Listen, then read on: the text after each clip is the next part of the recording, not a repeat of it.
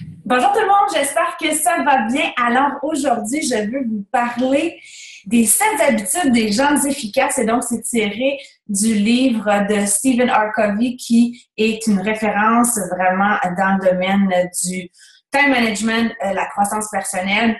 Et moi, c'est un audio que j'ai dans ma voiture depuis très longtemps et j'ai eu ces flashs-là quand on a décidé de faire le groupe de formation Choose to Shine où est-ce qu'on va miser sur le leadership parce que je me suis dit, je pense que c'est vraiment un outil qui peut être très, très intéressant. Alors, évidemment, aujourd'hui, je vous fais un résumé rapide pour vous présenter c'est quoi les 7 habitudes des gens efficaces selon Stephen Covey, mais je vous invite fortement à vous procurer l'ouvrage et à le lire. C'est un classique, c'est un livre qu'on doit avoir dans notre liste de développement personnel. Donc, vraiment, dans votre bibliothèque, ça va être un outil précieux ou encore dans la voiture parce qu'on sait que les audios, c'est une excellente façon aussi de pouvoir maximiser notre temps.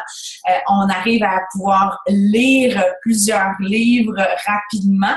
Et aussi, ce que je trouve très, très, très intéressant avec les audios, c'est la répétition. Donc, je ne sais pas pour vous, là, mais moi, j'apprends vraiment à mémoriser tous ces concepts-là et ça s'imprègne très bien là, dans ma tête. Donc, sans plus tarder, je vais vous partager la présentation que j'ai pour vous aujourd'hui.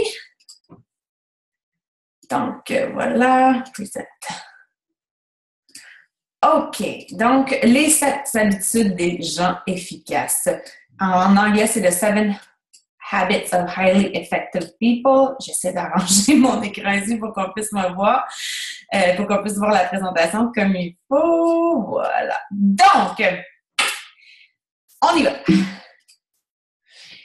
La première habitude, c'est d'être proactif. Donc, c'est de toujours être dans l'action. Pour moi, ça veut dire aussi être en contrôle de ce qui se passe. Et la différence entre être proactif et être en réaction. Donc, quand on est proactif, on crée l'action, donc on crée ce qui se passe dans notre vie. On n'est pas en mode réactif où est-ce qu'on subit ce qui se passe autour de nous. Donc, ça parle aussi d'assumer l'entière responsabilité de sa vie. Je pense que dans tous les ouvrages de développement personnel, c'est un des principes qu'on aborde fondamentalement, la responsabilité de notre vie, qu'on peut changer nos conditions. Donc, on est un être humain, au contraire des animaux. On a cette habileté-là de réfléchir, changer nos circonstances, changer nos conditions, puis vraiment être en contrôle de nos émotions. Donc, la première habitude, c'est d'être proactif. Deuxième habitude, commencer par définir un objectif. Donc, begin with the end in mind. C'est comme ça que ça s'appelle en anglais. En fait, il faut avoir une vision claire de ce qu'on veut accomplir et dans ce chapitre-là, on parle vraiment d'établir une mission de vie. Donc, quand vous allez quitter ce monde, qu'est-ce que vous souhaitez que les gens retiennent de vous? C'est quoi votre héritage que vous voulez laisser? Et là, je ne parle pas en termes de matériel, mais je parle en termes de contribution à ce monde que vous allez faire. Donc, un exercice que je vous amène à faire, c'est de rédiger votre mission personnelle de vie et de définir vos valeurs profondes. Donc, hier, je lisais justement dans The Power Focus d'identifier 5 valeurs profondes de notre vie, donc nos 5 valeurs les plus importantes et de toujours travailler en harmonie avec ces valeurs-là. Donc, de toujours les respecter, puis de savoir très bien là, quelles sont ces valeurs-là, de les identifier. Donc, ça peut être un très bel exercice à faire. Numéro 3, commencer par le commencement. Donc, ça, c'est une grande partie, en fait, c'est arriver à définir ce qui est important. Donc, faire la différence entre une urgence et ce qui est vraiment important à faire. Donc, vous pouvez identifier ce que vous devriez faire de façon constante qui ferait une différence positive dans votre vie. Donc, ça peut être, par exemple, commencer par l'entraînement, prendre soin de sa santé, mettre le focus sur notre développement personnel. Donc, identifier une activité que vous pouvez faire de façon constante qui va faire en sorte que ça va complètement changer votre vie. Donc, moi, je pose cette question-là aussi par rapport à l'entreprise. quelle est l'activité dans votre entreprise que si vous pouviez la faire vraiment très bien, cette activité-là, et de façon constante, ça aurait un effet cumulatif, un effet extraordinaire sur vos résultats dans le développement de votre entreprise. Donc, par exemple, moi, ce que j'avais défini quand j'avais pensé à cette question-là, c'était si je peux recruter les bonnes personnes et bien leur enseigner, mon entreprise va vraiment fleurir. Donc, identifiez de votre côté, ce serait quoi l'activité que vous pouvez faire dans votre vie personnelle et aussi dans votre entreprise qui va avoir le plus grand effet positif dans votre vie. Se poser constamment la question, est-ce que ce que je suis en train de faire est la chose la plus importante que je devrais faire en ce moment? Donc, on est dans un monde rempli de distractions. On doit faire appel à notre capacité de focusser. C'est vraiment très important de se concentrer sur l'essentiel et de ne pas procrastiner. Donc, faire la différence entre être productif et occupé. On peut se garder occupé, on a plein de choses à faire, mais on n'est pas productif. Donc, ça va un petit peu à l'envers aussi du multitâche. On est dans un monde qui prône beaucoup le multitâche. Ce que j'ai découvert, particulièrement avec notre entreprise, c'est que je suis beaucoup plus efficace si je me concentre sur une tâche à la fois et que je travaille par bloc. Alors que si j'essaie de tout faire en même temps, répondre à mes messages, faire un montage photo, cliquer j'aime sur des commentaires sur ma page, alors là, je suis tout dispersée, je perds mon focus. Donc, posez-vous constamment cette question-là. Est-ce que ce que je suis en train de faire, c'est la chose que je devrais faire en ce moment? Est-ce que c'est la chose la plus importante? Je vais partager avec vous un tableau sur, c'est une matrice, en fait, sur la gestion de temps. Et c'est un tableau qui est partagé aussi par Stephen Covey. Donc, de faire la différence entre ces différents tableaux-là. Donc, ils appellent ça des cadrans, quadrants. Les tâches importantes, mais non urgentes. Donc, on commence ça serait ça la première catégorie. Les tâches urgentes et importantes. Les tâches ni importantes ni urgentes. Les tâches urgentes, mais peu importantes. Donc, nous, on doit se concentrer sur la partie rouge, là, à faire tout de suite. Les tâches urgentes et importantes. Donc, là, c'est ça vraiment nos priorités. Donc, qu'est-ce que vous pensez qu'on met là-dedans en tant que coach Beachbody? Bien évidemment, c'est les comportements essentiels, les invitations, faire notre développement personnel, être une preuve que les produits fonctionnent, faire de la reconnaissance. Donc, ça, c'est vraiment très, très, très important. Donc, si on dit impossible de les déléguer, il y a certaines choses, par exemple, peut-être la reconnaissance qui pourrait possiblement être déléguée par rapport au tableau qu'on fait. Mais une grande partie de ça qui doit être fait par nous, si on pense à notre développement personnel, les invitations, les relations qu'on crée avec les gens, les échanges. Donc ça, c'est très personnel. On est dans une entreprise qui prône justement les relations interpersonnelles. Alors, on doit être présent et les faire. Et arriver à vraiment ne pas se faire prendre dans les tâches ni importantes ni urgentes, même dans les tâches importantes qui sont non urgentes, ou les tâches urgentes qui sont peu importantes. Donc, vous savez, des fois, il y a quelqu'un qui nous arrive et va dire « Urgent, c'est urgent! » Surtout quand on développe notre équipe, vous allez voir que le mot « urgent » a une valeur très, très relative à chaque individu. Ce que j'ai appris, moi, c'est que souvent, ce que je veux faire dans ma journée, c'est que je sépare ma journée en deux. Alors, ma première partie de journée, c'est que je vais vraiment me concentrer sur mon entreprise à moi, c'est-à-dire mes retours de messages, mes suivis dans mes groupes, mes invitations, mon développement personnel, mon entraînement, etc. Tout ce qui est personnel à moi et qui m'aide à faire grandir mon entreprise personnelle à moi. Et ensuite, je vais aller plus l'après-midi vers l'équipe. Pour plusieurs raisons, parce qu'on parle souvent que lorsqu'on développe une entreprise, on tombe en management mode, où est-ce qu'on veut gérer les gens. Et les gens, ça ne se gère pas. On peut leader des gens, leader une équipe, mais on ne gère pas les gens. Donc, c'est super important de toujours continuer à miser sur le développement de notre entreprise parce que c'est ça aussi que notre équipe va faire. Donc, notre équipe va naturellement dupliquer. Donc, on dit en règle générale, 80% de notre temps devrait être investi dans notre entreprise personnelle, 20% devrait être investi dans notre équipe, donc faire des vidéos comme celle-ci, faire des formations, etc., qui va être des appels avec nos coachs, etc. Donc, pourquoi aussi je mets ça en après-midi? C'est que souvent, les coachs finissent par trouver leur réponse. Donc, quand il y a une urgence, là, quand il y a quelque chose que quelqu'un nous arrive et dit « Oh mon Dieu, c'est urgent, il faut vraiment que je trouve ça! » Ben, si on ne répond pas tout de suite, souvent, les gens vont s'organiser et trouver leur propre réponse.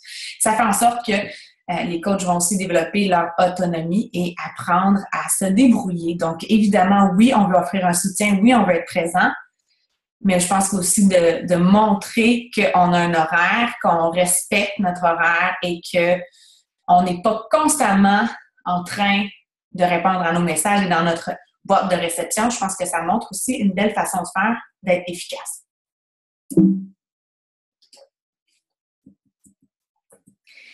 Numéro 4, pensée gagnant-gagnant, donc win-win situation. On devrait toujours essayer de trouver une option qui fait en sorte que tout le monde gagne. Donc, notre succès ne doit pas être créé au détriment des autres. Il n'y a pas de compétition. Ensemble, on devient meilleur. Donc, vraiment, de penser constamment à des options gagnant-gagnant. Donc, quand vous êtes face à une situation, de ne pas juste penser « Oh, cette personne-là pourrait bénéficier de ci, mais oh, elle, tant pis pour elle. » Vraiment essayer d'établir des solutions qui vont faire en sorte que tout le monde va être gagnant. Celui-là, c'est un gros morceau. Cherchez d'abord à comprendre, ensuite à être compris. L'être humain est un être émotif et un de ses plus grands désirs, c'est de vouloir être compris. Donc, souvent, on n'écoute pas ou très peu. On est dans une conversation avec quelqu'un et la personne parle et on pense déjà à ce qu'on va répondre. On pense à ce qu'on va dire, à ce qu'on va communiquer. Donc, une des habitudes des gens efficaces, c'est d'apprendre à comprendre et à écouter davantage.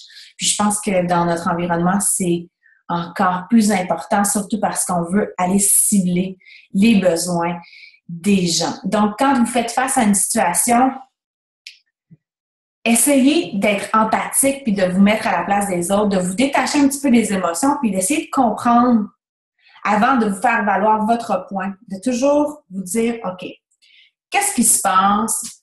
J'essaie de voir la situation globale et de comprendre le point de vue de l'autre personne et par la suite, je pourrais essayer d'être compris, mais d'abord, toujours essayer de comprendre l'autre. La communication, c'est une des habiletés, en fait, selon Stephen Covey, il dit que c'est l'habileté la plus importante dans la vie. Et moi, je suis d'accord avec lui. Je pense que c'est essentiel d'apprendre à bien communiquer. Par contre, dans cet aspect de la communication-là, il y a aussi l'écoute. Et on a souvent l'habitude d'aller travailler sur nos habiletés à communiquer de façon orale, à communiquer par écrit et à communiquer en lisant, mais on ne va pas toujours aller travailler sur notre aptitude à écouter qui fait partie de la communication. Donc, c'est vraiment l'écoute active, c'est super important d'être à l'écoute d'abord. Donc, ici, j'avais quelques exemples. Un bon vendeur, il va comprendre les besoins des autres avant de parler de son message, de ce qu'il a à partager. Un bon docteur va comprendre les problèmes de ses patients. Un bon avocat va rassembler les informations importantes pour comprendre la situation. Donc, ça, c'est des exemples concrets là, de comment on peut être efficace en essayant toujours de comprendre d'abord. Synergiser. Cette image-là, je l'adore. Together, everyone achieves more. Donc, vraiment de se mettre dans un esprit d'équipe, de collaboration, comprendre que ensemble, on peut vraiment accomplir plus. On dit, il y a une autre phrase que j'aime beaucoup, seul on peut aller vite, ensemble on peut aller plus loin. Donc vraiment le pouvoir de l'équipe, c'est tellement important. Puis en plus, dans un groupe comme on fait présentement, tous les leaders se sont rassemblés, on veut partager ensemble, pas personne qui se dit « Oh, je vais garder ce type d'information-là pour moi », parce qu'on sait que si notre équipe, notre organisation va bien, si Team Beachbody va bien, on est toute une famille. Hein? Il n'y a pas de compétition. Si tout le monde bénéficie, si tout le monde est gagnant-gagnant, qu'on a cette synergie-là, ben on grandit encore plus, puis tout le monde en bénéficie. Donc, vraiment, de se mettre dans cette optique-là de travail, d'équipe, de collaboration. Il y a même l'exemple avec Shakeology que Darren O'Lean partage dans sa vidéo qui parle de symphonie, comment Shakeology est plus que la somme de ses parties individuelles. Donc, ce n'est pas seulement chaque ingrédient individuel qui fait un travail de façon individuelle, mais c'est bien la synergie, la symphonie de ces ingrédients-là rassemblés ensemble qui crée ce produit-là extraordinaire. Donc, c'est une belle façon de parler de ce concept-là de synergiser. Finalement, affûter la scie. Donc, vous me connaissez, je suis une femme d'action, j'aime ça passer à l'action, j'aime ça quand ça bouge, je me tiens occupée. Une des habitudes sur lesquelles je dois travailler, en fait, que je travaille constamment et que je continue de travailler, c'est de me rappeler de prendre le temps de planifier, d'organiser, de réfléchir. L'histoire qui est partagée dans le livre de Stephen Covey, c'est un homme qui est en train de scier un arbre, puis ici, vraiment, il travaille très fort, là, ça lui prend beaucoup d'énergie.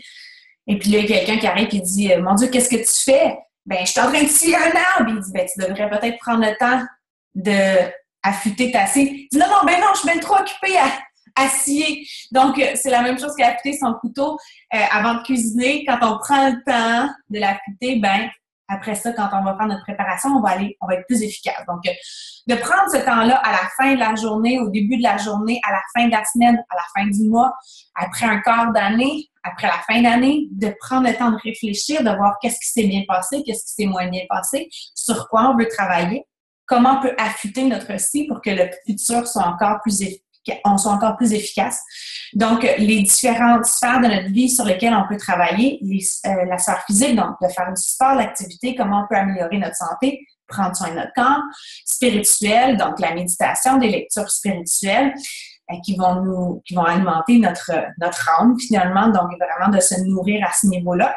Et finalement, au niveau mental, donc l'éducation, les conférences, les séminaires auxquels on peut assister, les webinaires, les livres, les autobiographies, etc. Donc, le développement personnel. Donc, je trouve ça extraordinaire parce que dans l'entreprise dans laquelle on est, on mise sur ces aspects-là aussi. Donc, ce sont les 7 habitudes des gens qui sont efficaces que je voulais partager avec vous aujourd'hui. J'espère que ça vous a donné le goût d'aller lire cet ouvrage-là ou de vous procurer l'audio. Et je vous souhaite une excellente journée. Merci beaucoup pour votre écoute. Bye bye.